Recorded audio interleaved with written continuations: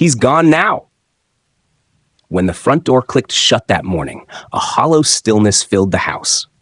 Sarah stood frozen in the hallway, eyeing the empty coat rack where his jacket used to hang. She traced her fingers along the familiar stitches, the ones she had mended last winter, and tried to recall his laughter echoing off the walls. In the kitchen, the coffee maker sputtered to life, releasing a bitter aroma that only reminded her he would no longer be there to share the first sip.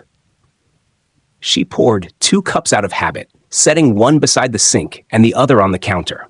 Both sat untouched, growing cold as she sank onto the wooden stool by the window.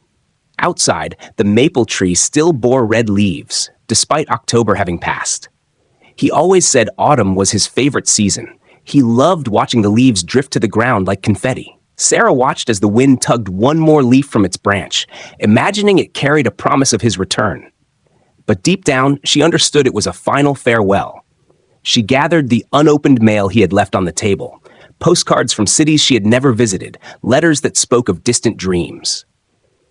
Each envelope weighed on her heart with truths she could no longer ignore. As twilight settled, Sarah rose and walked upstairs, pausing before the empty doorway where his room once was.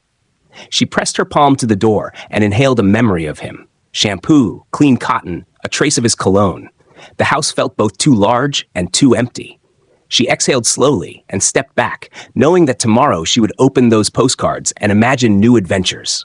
"He's gone now," she whispered, her voice barely louder than a sigh. Then she closed the door and turned to face the quiet, ready to begin again.